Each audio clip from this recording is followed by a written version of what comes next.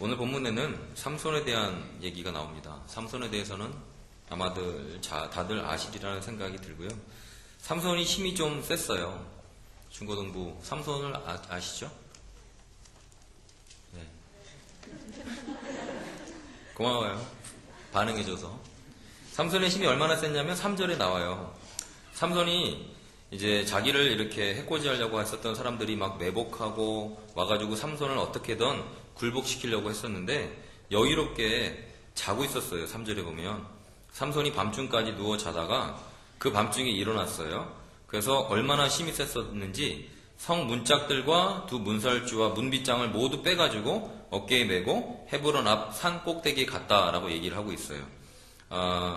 여기 보면 문짝은 알겠죠, 우리가 뭔지. 문설주는 그 전문용어로 왁구라고 하거든요. 좋은 말로는 프레임이라고 합니다. 이 문짝의 이 틀을 뜯어낸 거예요. 그러니까 문짝과 문설주와 문빗장은 문 잠그는 거 뭔지 알겠어요? 네, 인터넷 찾아봐요, 모르면.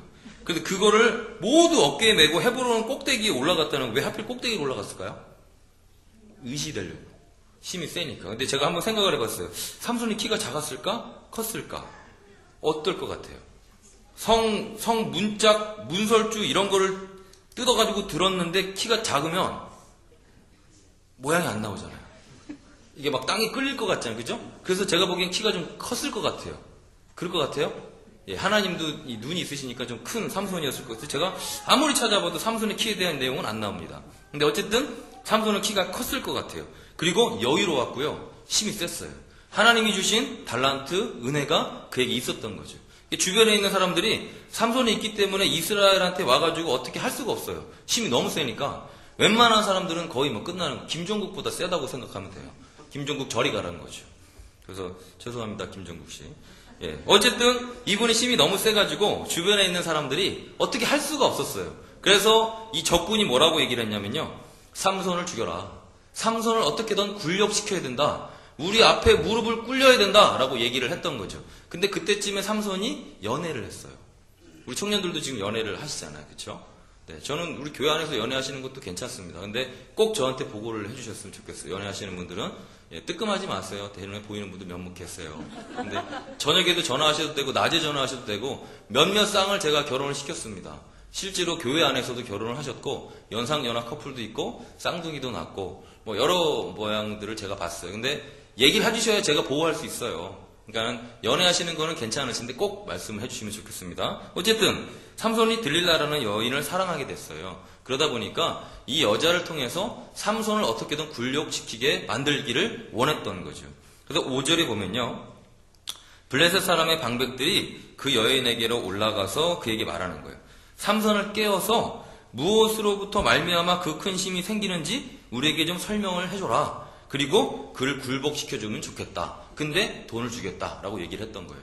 그러니까 삼손은 드릴라를 사랑했지만 드릴라는 삼손을 사랑했던 것보다는 돈을 사랑했던 것이 더 컸었던 것 같아요. 남자들은 정신을 차려야 됩니다. 얼굴 예쁜 여자만 본다고 무조건 좋아하면 안 되고요. 정말 사랑하는지를 보셔야 돼요. 근데 드릴라가 정말 예쁘게 생겼나 봐요. 그러니까 삼손이 그 여자에게 푹 빠졌던 거죠. 그래서 은 1,100개씩을 주겠다라고 얘기하니까 드릴라가 이제 삼손에게 삼손이 갖고 있었던 그 비밀을 빼내기를 원했던 거예요. 그래서 이제 물어봐요. 그랬더니 삼손이 7절에 얘기를 해주죠. 나의 심의 근원은 말이지요, 만일 마르지 아니한 새 활줄 7으로 나를 결박하면 내가 약해집니다 라고 드릴라에게 얘기를 해줬어요. 근데 삼손이 이렇게 얘기를 안 해줘야 되잖아요. 근데 이 드릴라가 너무 얘기를 하니까 얘기를 해줬는데 거짓말로 얘기를 해준 거예요. 그래서 새 활줄 7인데 요거는 푸른 칡이랍니다. 푸른 칡으로 몸을 이렇게 결박하면 힘이 약해질 거라고 얘기를 했던 거예요. 근데 어떻게 돼요? 그게 거짓말이니까 푸른 칡으로 아무리 동여매도 이걸 그냥 확 풀어버렸던 거예요. 그게 7절에 나와 있었던 삼손이 드릴라를 속였던 내용이에요. 근데 삼손은 이렇게 2번을 더 속입니다. 그래서 3번을 속이는데요. 11절에 또 있어요. 삼손이 만일 쓰지 아니한 새 밧줄들로 나를 결박하면 내가 약해져서 다른 사람과 같게 됩니다. 그러니까 한 번도 써보지 않은 밧줄로 나를 동여매면 난 힘이 약해질 겁니다 라고 얘기를 했어요. 드릴라는 순진하게 그걸 다 믿었죠. 그리고 블레셋 군인들한테 얘기를 해줬어요. 블레셋 군인들이 들어왔는데 어떻게 해요? 그 줄을 그냥 끊어냈는데 어떻게 끊어냈냐면 12절에 보면 실을 끄는 것 같이 끊어냈대요. 힘이 정말 셌던 것 같아요. 밧줄이라는 건 되게 굵은 건데 실처럼 이렇게 끊어냈다는 거 보면 등치도 컸을 뿐만 아니라 힘이 정말 장사였던 거죠. 13절에도 마찬가지로 얘기해요. 세 번째 속이는 거죠. 만일 내 머리털 7가닥을 배틀의 날실에 섞어서 짜면 된다 라고 또 얘기를 해줍니다. 그래서 드릴라가 또 그 말을 믿고서 블레셋 사람들을 불러와요. 근데 블레셋 사람들이 또 해보니까 돼요, 안 돼요? 안 되죠. 여기서 이제 헤어졌어야 되는데 아직도 사랑하고 있었나 봐요. 헤어지지를 않았어요. 그러니 드릴라가 가만히 있습니까? 계속해서 돈을 벌려고 이 삼손을 통해서 돈을 벌어내기 위해서 계속해서 집요하게 물어봐요. 근데 그 집요함이 얼마나 심했냐면 16절에 보면요. 날마다 그 말로 그를 재촉하여서 졸랐기 때문에 삼손의 마음이 번뇌하여 죽을 지경이 됐다고 얘기를 합니다. 그러니 삼손이 이제 어떻게 하겠어요? 여자 이길 수 있는 남자분들이 없잖아요. 그렇죠? 그러니까 남자분들이 여자한테 그 부분을 다 설명을 해준 거예요. 순진하게. 당신이 정말 사랑하는 여자가 당신을 배신하지 않을 거라고 생각을 했던 거죠. 그런데 그 여자는 삼손을 배신을 합니다. 그리고 17절에 보세요. 삼손이 진심을 드러내어 그에게 이르되 내 머리 위에는 삭도를 대지 아니하였나니 이는 내가 모태에서부터 하나님의 나시린이 되었음이라. 만일 내 머리가 밀리면 내 힘이 내게서 떠나고 나는 약해져서 다른 사람과 같게 될 것이다 라고 진심을 얘기를 해버렸어요. 그러니 드릴라가 어떻게 합니까? 이제는 정말 이게 진심일 것 같다 라고 생각을 해가지고 그 일을 진행을 해요. 그 내용이 19절입니다. 드릴라가 삼손에게 자기 무릎을 베고 자게 하고 사람을 불러 그의 머리털 7가닥을 밀고 괴롭게 하여 본즉 어떻게 돼요? 그의 힘이 이제 없어져 버린 거예요. 저는 이 본문들을 보면서 생각해 봤어요. 모든 사람들이 전부 머리카락에 초점을 맞추고 있습니다. 모든 사람이 삼손의 힘에 초점을 맞추고 있어요. 그런데 정작 이 힘의 근원은 머리카락을 자르지 않아서가 아니었던 것을 이들이 잘 몰랐었던 것 같아요. 만약에 머리카락 길면 무조건 힘이 세다라는 공식이 인정된다면 저기 두려운 분이 있잖아요. 저기도 있고 은성이도 있고 하늘이도 있고 다 머리카락이 길지 않습니까? 그러나 하나님께서 원하셨었던 건요. 머리카락에로부터 힘이 나온다라는 그 개념을 설명하고 싶으셨던 게 아니에요. 하나님의 존재에 대해서 말씀하고 싶으셨던 거예요. 보세요. 20절 하반절에 뭐라고 얘기하냐면요. 삼손이 잠을 깨며 중간에 보면 이르기를 내가 전과 같이 나가서 몸을 떨치리라. 드릴라가 블레셋 사람이 왔다 그랬어요. 근데 이 양반이 머리를 다 밀어버렸기 때문에 이제 힘이 없었거든요. 그러니까 드릴라가 깨웠을 때 힘을 쓸 수가 없었던 거예요. 착각했던 거죠. 근데 그 착각 중에 가장 큰 착각은 뭐냐면요. 머리털을 밀린 것이 중요한 게 아니라 그 다음 구절이 정말 중요하다는 거예요. 20절 하반절을 보세요. 여호와께서 이미 자기를 떠나신 줄을 깨닫지 못하였더라. 제가 다시 한번 읽어드릴게요. 여호와께서 이미 자기를 떠나신 줄을 깨닫지 못하였더라. 이게 블레셋 사람들과 삼손과 드릴라가 속았었던 그 속임이라는 거죠. 정작 이들이 생각했어야 되는 것은 하나님으로부터 힘이 나왔다라는 것에 대한 근원을 알았어야 됐었던 거죠. 근데 삼손이 하나님께서 주신 그 달란트, 그 은사, 거기에 너무 빠져들어가 버린 거예요. 그러니까 어떻게 돼요? 하나님이 보여지지 않았던 거죠. 다들 어디에서부터 힘이 나오는 거냐라고 고민하면서 나중에는 이제 머리카락을 밀어버리지 않습니까? 그러나 정말 중요한 거는 머리카락을 밀기 전에 하나님께서 이미 이제 내가 삼손을 버려야 되겠구나 마음의 작정을 하셨던 거예요. 어쩌면 우리의 삶에도 이러한 부분이 있지 않나 하는 생각이 듭니다. 제가 본문에 대한 제목을 머리카락과 말씀으로 잡았어요. 우리는 가끔 우리의 삶 가운데에 삼손이 머리카락에 집중하는 것처럼 하나님이 주신 그 축복에만 포커스를 맞추는 경우가 많아요. 제가 우리 중고등부 보면서 너무 마음이 뿌듯했습니다. 너무너무 멋있어요. 이렇게 흔치 않죠. 근데 제가 한 가지 드리고 싶은 말씀은 그 달란트 뒤에 숨으시면 안 됩니다. 달란트는 하나님으로부터 온 거예요. 그래서 하나님을 인정하셔야지 나 기타 잘 쳐. 의수되는 거는 절대로 그거는 우스꽝스러운 겁니다. 삼손은 힘센 달란트 가운데에 하나님이 아니라 그 힘 가운데 숨었어요. 그러니까 다른 사람들도 그 힘을 뺏으려고 했었던 거죠. 힘을 뺏겨도 뺏을 수 없는 하나님의 은혜가 그 안에 있었다면 그가 이렇게 비참해지지는 않았을 거예요. 한번 생각해 보세요. 하나님이 은사를 주셨어요. 그럼 은사만 뺏기면 되잖아요. 은사만 뺏기면 되지 뭐. 근데 삼손은요, 은사만 뺏긴 게 아니라 되게 처절해졌어요. 마지막 절에 뭐라고 나오냐면요, 21절에 블레셋 사람들이 그를 붙잡아 그의 눈을 뺐대요. 그리고 가사에 데려가서 놋줄로 매고 그에게 옥에서 맷돌을 돌리게 하였다는 거예요. 은사만 뺏긴 게 아니라요, 두 눈을 뽑혔어요. 그리고 짐승이 하는 맷돌 도는 일을 하게 만들었다는 거죠. 우리가 착각하지 말아야 될 부분 중에 한 가지는요, 지금 나에게 주신 달란트의 근원은 하나님이라는 것을 항상 인정해야 되는 겁니다. 여러분들이 찬양 인도하실 때요, 너무 좋아요. 그러나 스킬에 집중하는 것이 아니라 은혜에 집중하셔야 돼요. 틀릴 수 있어요?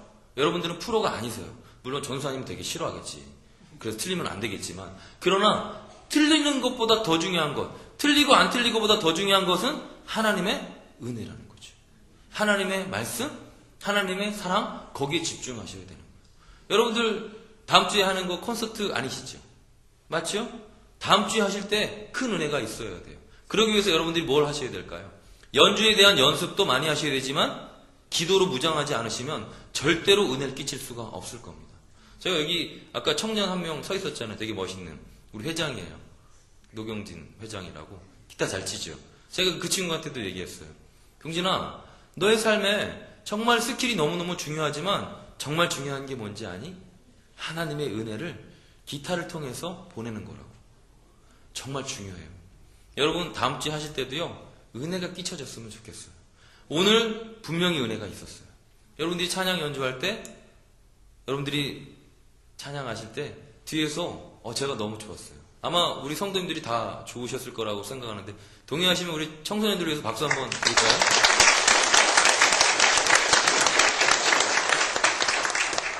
힘내세요. 여러분들은 정말 가능성이 있으시고요. 근데 정말 중요한 것, 머리카락을 바라보는 게 아니라 하나님을 바라보셔야 된다는 거죠. 예전에 제가 알던 청년 한 명이 있었습니다. 저희 교회 안에 그 청년이 들어오면서 되게 많은 변화가 일어났어요. 찬양 사역자였고 음향, 영상 너무너무 잘하는 거예요. 근데 이 친구가 포스가 느껴졌어요. 대단한 능력자였던 거예요.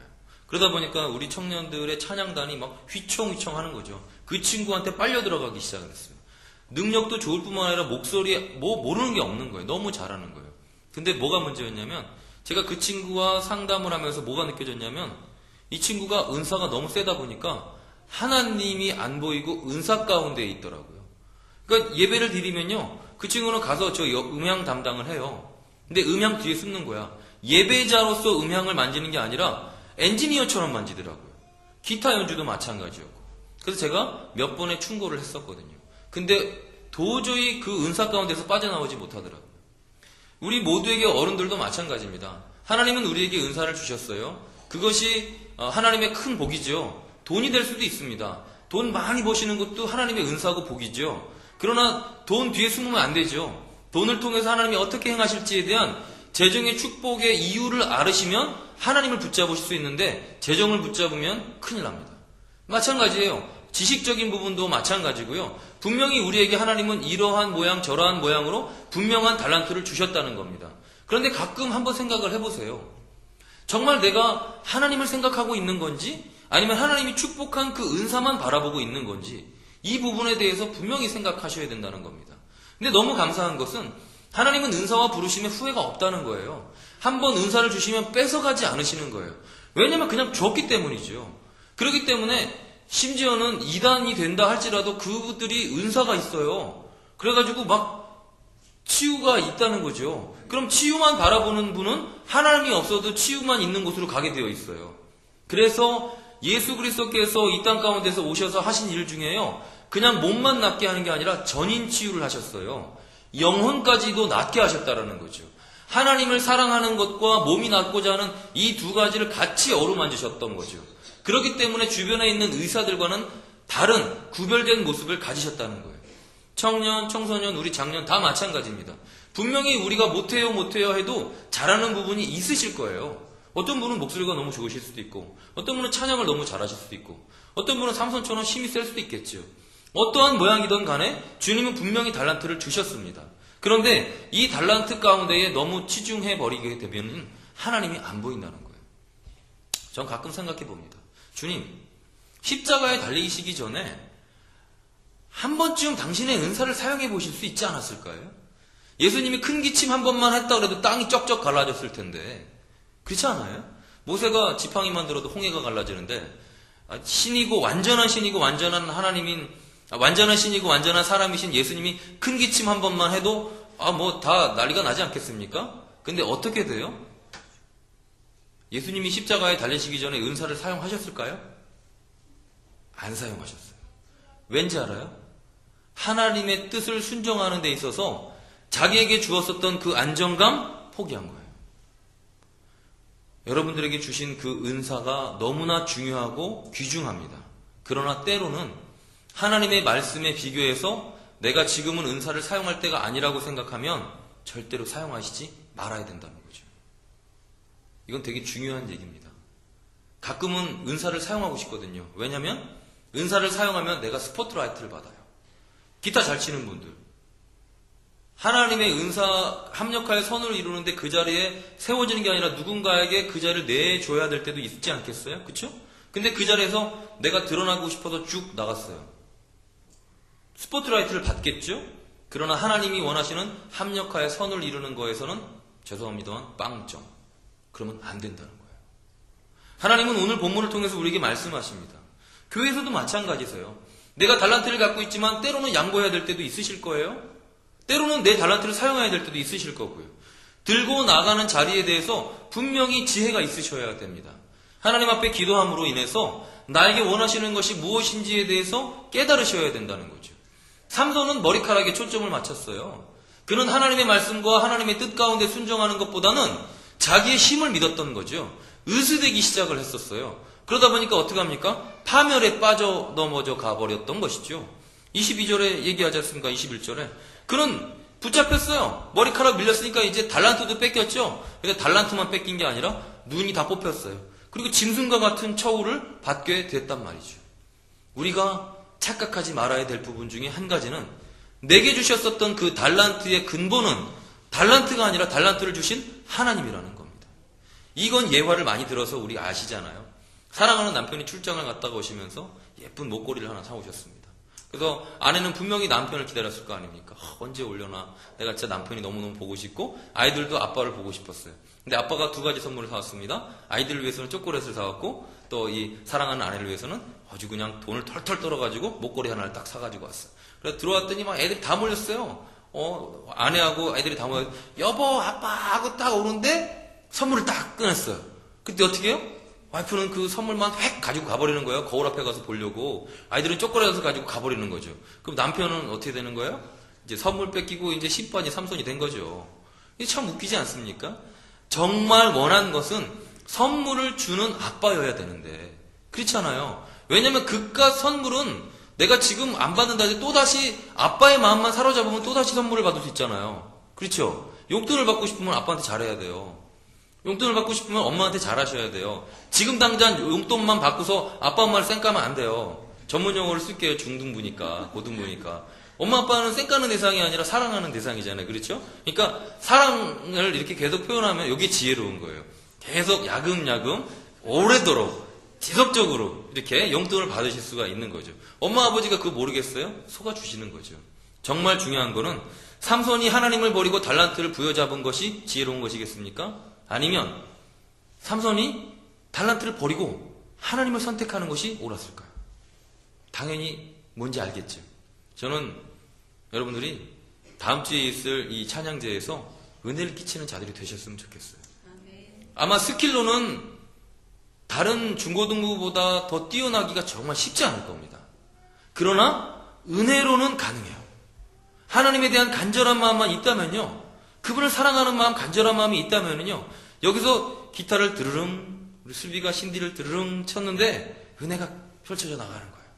그럼 들어오신 분들이 마음의 평안을 느끼는 거죠. 전 그것이 여러분들 가운데 있었으면 좋겠어요. 믿으시죠? 네, 그런 우리 청소년부가 되셨으면 좋겠고 못지않는 청년부가 되셨으면 좋겠어요. 되게 위축되셨어요. 제가 청소년부만 이렇게 위에서 말씀을 드리는 건 아니잖아요. 저는 뒤에서 여러분들의 뒤통수만 봐도 너무 좋아요. 플루스 언제 그렇게 배웠어요? 저는 유진이가 피아노 치는 거 보고서 나는 팬이 되기로 했어요. 저는 유진이가 되게 저 친구가 멀쩡하게 생겼지만 가끔 이렇게 약간 허당짓도 해요. 사랑해, 사랑해. 그래서 제가, 야, 저 친구가 그런 모습이 있구나 했는데 피아노를 친다는 거예요. 근데 오늘 피아노가 흠이 있었나요? 그럼 없었지, 경민아. 야, 너무 좋았지. 진짜 너무 멋있는, 미안해요. 큰언니인데. 제 이 얘기는 청년부가 너무 멋있다는 얘기죠. 청소년부가 저 정도면 청년부는 맥갑전을 해야 되지 않겠습니까? 그렇죠? 저는 여러분들도 큰 은혜를 끼치는 자리가 되셨으면 좋겠다는 생각이 들어요. 아울러 장년부는 청소년부와 청년부를 통해서 함께 은혜의 자리에 있는 거죠. 저는 이 자리를 위해서 기도를 많이 했어요. 왜냐하면 청소년부와 청년부와 장년부가 함께 예배드리는 거 흔치 않습니다. 게다가 거기에서 코드 맞히는 것도 쉽지 않아요.